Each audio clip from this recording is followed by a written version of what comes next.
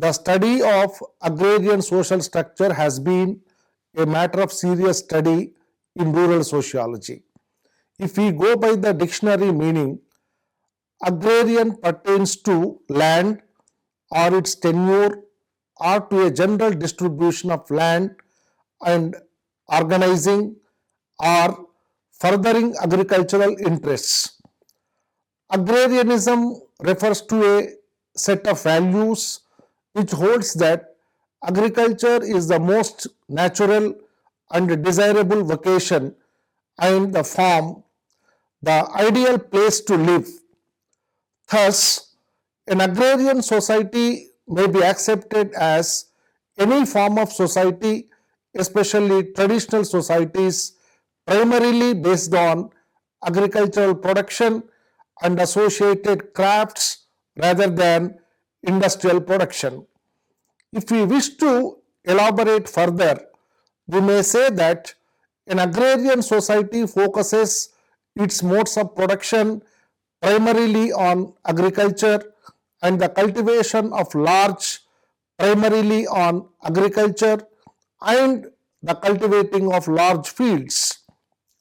This distinguishes it from the hunter-gatherer society which produces one of its own food and the horticultural society which produces food in small gardens rather than fields.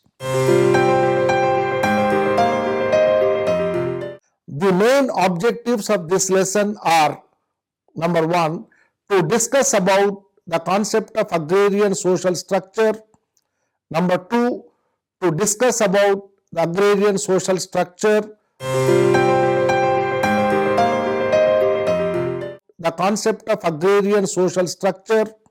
Agrarian means anything related to land, its management or distribution.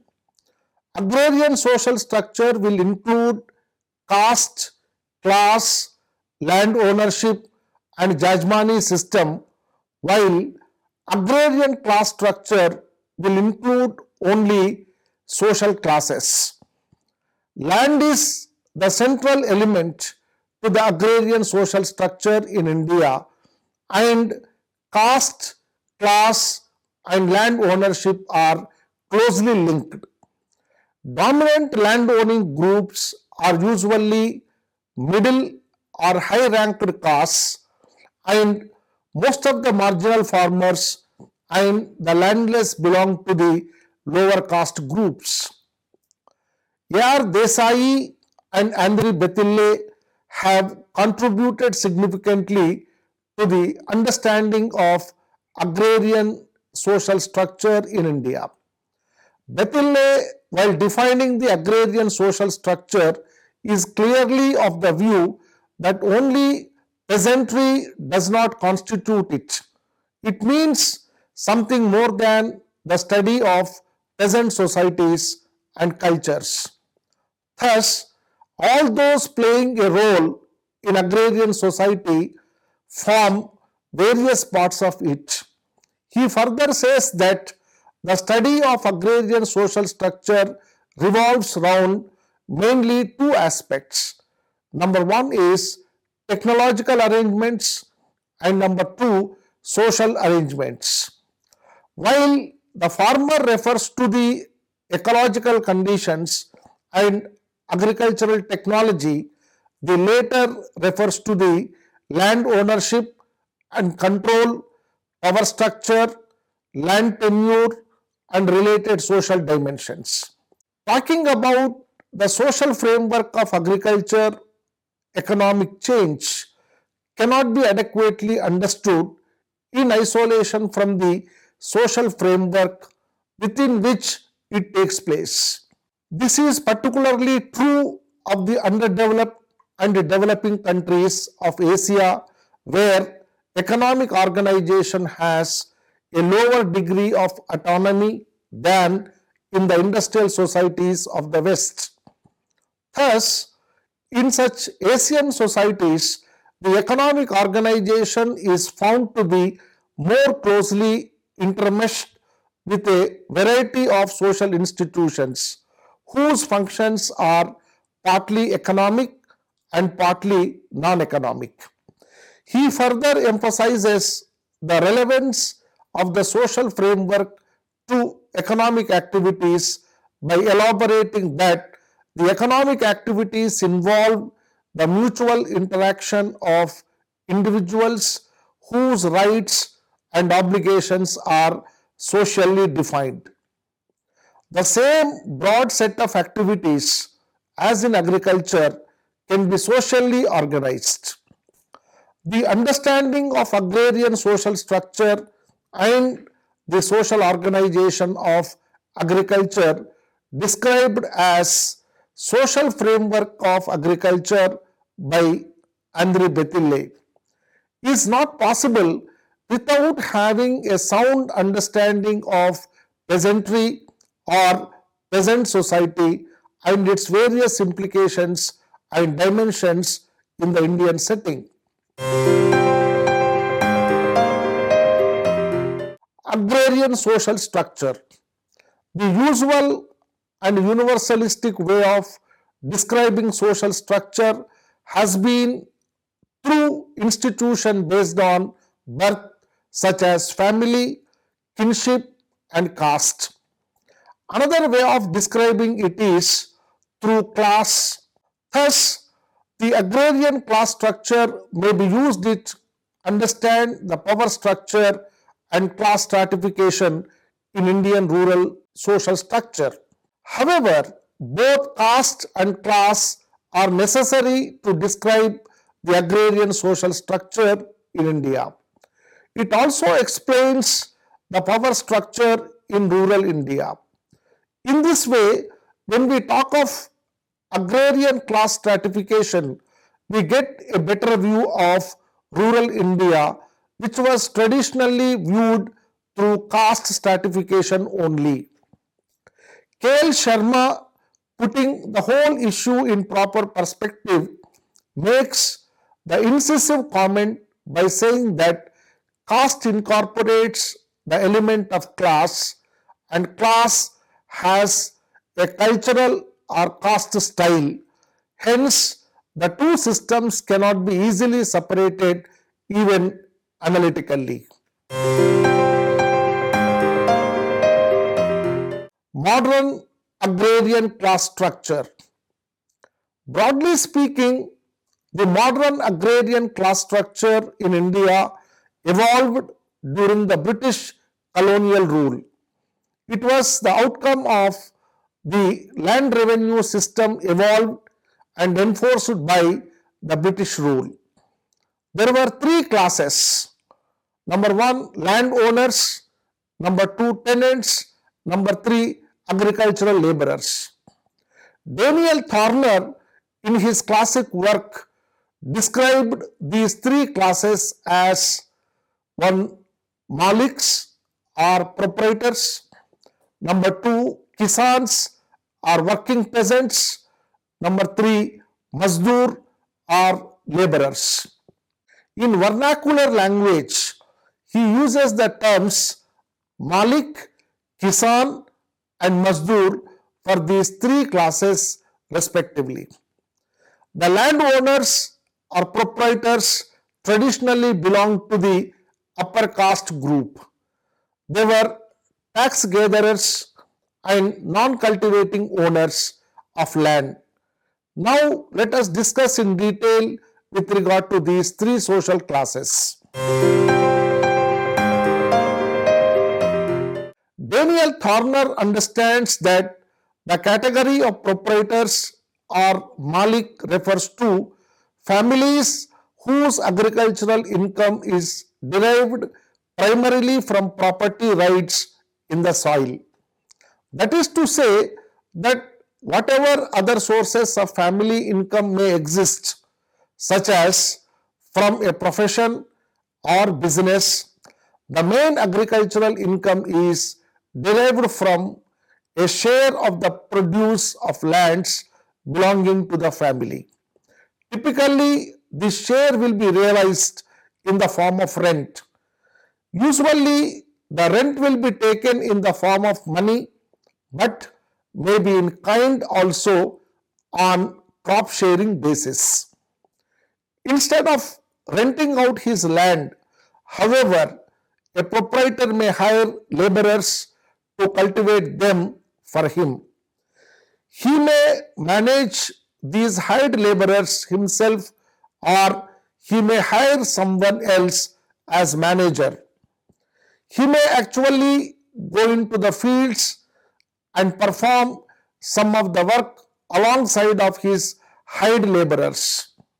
The main determinant should be his mode of income. If his agriculture income from that part of his holdings which he cultivates with his own hands is less than the amount he receives from renting out the rest of his lands or having them tilled by hired laborers.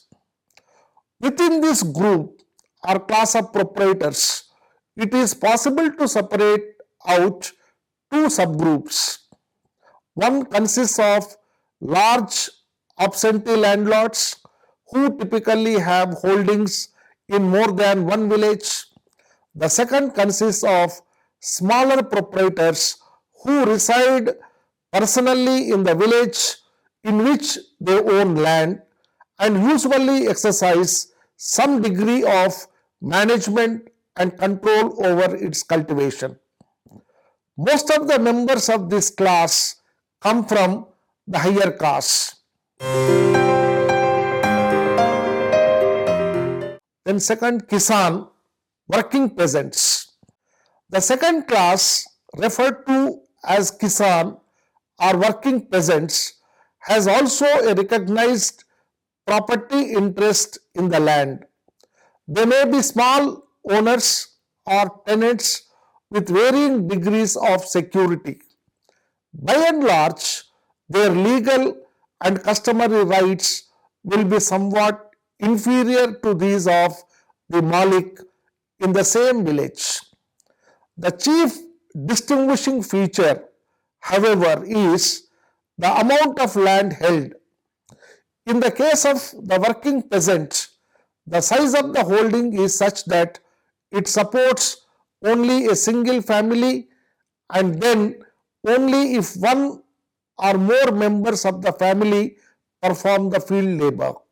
In fact, the produce from the land owned by the Kisan may not even provide the entire income required by his family, but at least it provides a larger share than whatever funds he may receive from other agricultural sources, such as doing labor on other people's land.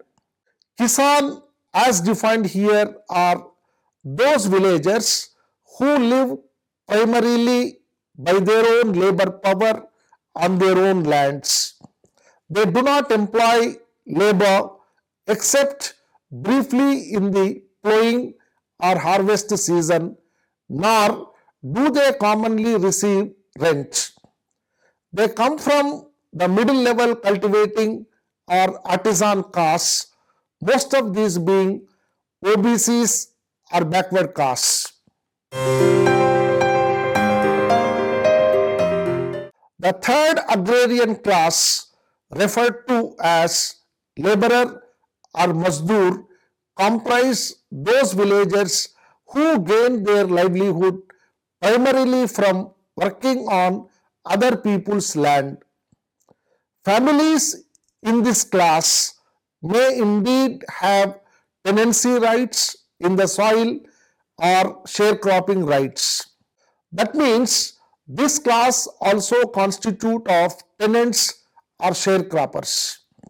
But the holdings are so small that the income from cultivating them is so less than the earnings from wage labor. Wages may be fixed or may be in the form of a crop share. In practice, the lower ranks of sharecroppers and tenants at will are almost indistinguishable from mazdoor, and they will tentatively be included in this category. Most of the members of this class come from the traditionally landless, deprived, lower castes or scheduled castes and backward castes. As Thorner rightly points out, the maintenance of this hierarchical structure of interest in the land has required that quite a substantial proportion of the produce goes to the persons who perform no agricultural work in the form of rent. What was left to the actual cultivator is so meager that is not even sufficient to meet their family needs. Thus, the power structure in the agrarian classes is largely based on exploitation and deprivation. D.N. Dhanagare says that although Thorner's categories and subcategories are nearer the realities of the Indian agrarian social structure, there is still a need to readjust or regroup these categories into a broader and more comprehensive model and redesignate them by commonly used concepts and criteria in the study of peasant societies. Dhanagare's model of agrarian class structure constitute of the following social classes. Number 1, landlords. Number 2, rich peasants. Number 3, middle peasants. Number 4, poor peasants. Number 5, landless laborers. Dhanagare further opines that the social composition of these agrarian classes in terms of specific status groups like castes, religious or ethnic groups, etc., is far too complex in different regions of India to reduce into any simplistic formula. However, for a loose and broad classification, this may hold ground. For example, landlords and rich landowners, including non-cultivating urban moneylenders or owners, belong to the upper castes such as Brahmin, Thakur or Baniya in North India. In Andhra Pradesh, the Kammas, Reddis and Raus, and in Mysore, the Okkaligas and Lingayats, and the Patidars in Gujarat region, while the Kunbi, Marathas and Deshmukhs in Maharashtra could be cited as more examples of the locally dominant landowning castes. The middle and poor peasantry, mostly debt-ridden, came primarily from the traditional castes of cultivators, artisans, and so on. The landless laborers belonged mostly to untouchable castes, the scheduled castes. According to A.R. Desai, the post-independent Indian rural setup reveals the existence of 4 classes. They are: number 1, landowners who constitute of 22%. Number 2, tenants who constitute of 27%. Third, the agricultural laborers 31% and non-agriculture is 20%. The post-independence period witnessed significant changes in the agrarian class structure in India. The impact of land reforms and rural development programs facilitated the emergence of new forces of change. In fact, the challenges to the feudal class structure emerged within the rise of the nationalist movement. Analyzing these changes Yogendra Singh says that the agrarian class structure everywhere in India had a feudal character.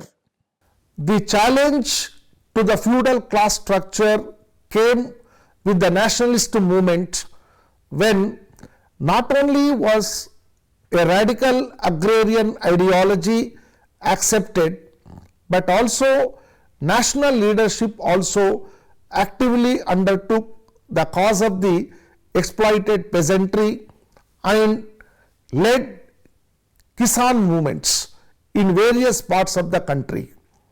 Following independence, therefore, land reforms were introduced in most states and a beginning was made for transformation in the agrarian class structure. Most sociological studies of the agrarian structure refer to these processes of social change. Moreover, the significant trends mentioned in such studies are: number one, that there is a wide gap between land reform ideology projected during the freedom movement or even thereafter and the actual measures introduced for land reform. Consequently, socialist transformation in the class structure of the villages has not taken place. Number two, this lag could partly be explained by the class character of the Indian political and administrative elite who are resistant to the needed radical reforms. Third, the existing land reforms have initiated a process by which the security of tenure and economic prosperity of the rich peasantry has increased, not the condition of the small peasants, both in respect of economic level and tenurial stability has deteriorated. Fourth, the feudalistic and customary type of tenancy has declined and it has been replaced by a capitalistic form of lease labor or wage labor agrarian system. Fifth one, a new class of rich middle stratum of peasantry system has come into being, and not all of these are from among ex-jamindars. Sixth, the class inequalities between the top and the bottom levels of the classes have increased rather than decreased. Seventh, the benefits of the land reforms have so far not gone so much to the agricultural workers. Eighth, as a result of these contradictions in the agrarian class structure, the tensions in the rural social system have increased and are bound to increase further. Ninth, the sociological process that is dominant in the current class transformation in the village is the embourgeoisement of some and proletarianization of many social strata. P.C. Joshi, in his celebrated work, has made very incisive comments on the trends in the agrarian class structure. Some of these findings can be summarized like this. Number one, it led to the decline of feudal and customary types of tenancies. It was replaced by a more exploitative and insecure lease arrangement. Number two, it gave rise to a new commercial based rich peasant class who were part owners and part tenants. They had resource and enterprise to carry out commercial agriculture. Third, it led to the decline of feudal landlord class and another class of commercial farmers emerged for whom agriculture was a business. They used the non-customary type of tenancy. Apart from all these aspects, one of the significant features of the agrarian society is the jajmani system. It has been studied by various sociologists like William Weiser, S.C. Dubé, Opler, and Singh and K. Ishwaran, etc. The term jajman refers to the patron or recipient of specialized services, and the term jajmani refers to the whole relationship. In fact, the jajmani system is a system of economic, social, and ritual ties among different caste groups in a village. Under this system, some castes are patrons and others are serving castes. The serving castes offer their services to the land owning upper and intermediate castes and in turn are paid both in cash or kind. The patron castes are the land owning dominant castes. For example, Rajput, Bhumihar, Jat in the north, and Kamma and Reddy in Andhra Pradesh, Okkaliga and Lingayats in Karnataka, and Patel in Gujarat, etc. The service castes comprise barbers, carpenters, blacksmith, cobbler, weaver, etc. The jajmani relations essentially operate at family level.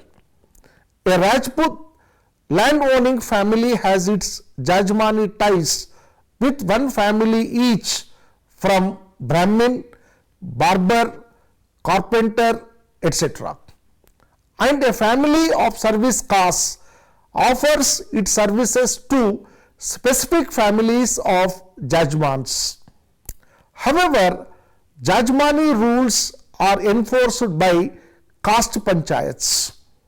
But the jajmani system also possesses the elements of dominance, exploitation, and conflict. There is a vast difference in exercise of power between land owning dominant patrons and poor artisans and landless laborers who serve them. The rich and powerful jajmans exploit and coerce the poor commons who are like clients to maintain their dominance. In fact, there is reciprocity as well as dominance in the jajmani system. In this lesson, we have discussed about the agrarian social structure and agrarian social classes in India and the transformations that have taken place in contemporary agrarian societies.